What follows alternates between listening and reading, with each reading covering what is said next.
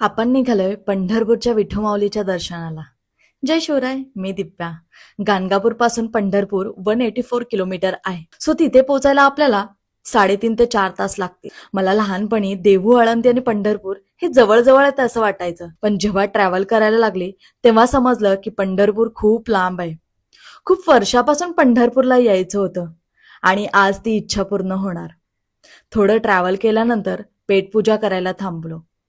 Manchow soup आणि दाल खिचडी order केली. Combination थोडं डिफरंट वाटेल तुम्हाला, बिकॉज मला रोटी भाजी आवडत नाही. मस्त जेवण करून आपण निघालोय पंढरपूरच्या दिशेने. 3 तासाचा ट्रॅव्हल करून फायनली आपण पोहोचलो पंढरपूरमध्ये. आम्ही रोड जवळच्या पार्किंगला गाडी पार्क केली. इथे 100 रुपीज पार्किंग चार्जेस होते. समोरच एक फेमस हॉटेल आहे. तिथे नाश्ता करून चालत मंदिराकडे निघालो. इकडे बघा, म्हशीचं शिंग किती मोठं आहे बाई. मी पहिल्यांदा एवढं मोठं म्हशीचं शिंग पाहिलंय. डेंजर वाटत होतं आणि मी त्याच्या बाजूने जात होती. एकदम खतरनाक. हा आहे मुख्य मंदिराच्या आजूबाजूचा परिसर. आता आपण पोहोचलोय नामदेव पायरी जवळ. हे आहे मुख्य मंदिर. येथे विठ्ठल 28 युगापासून विटेवर उभा आहे. पायरीचं दर्शन घेऊन मी निघाली फोन लॉकरमध्ये ठेवायला.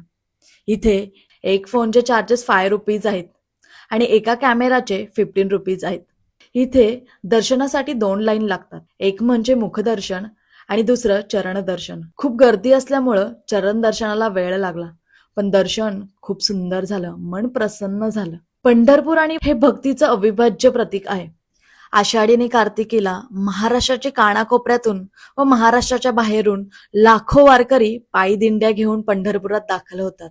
दर्शन करून आम्ही निघालो चंद्रभागेच्या किनारी. चंद्रभागा नदीच्या काठावर वसलेले संत पुंडलिकांचे मंदिर.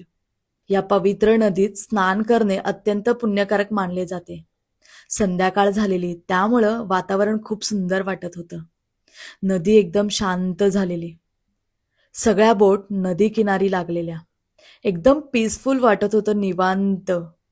दर्शन झाल्यानंतर आपण आता जात आहोत आपल्या घरी. भेटूयात नेक्स्ट व्हिडिओमध्ये. जय शिवराय, बाय बाय.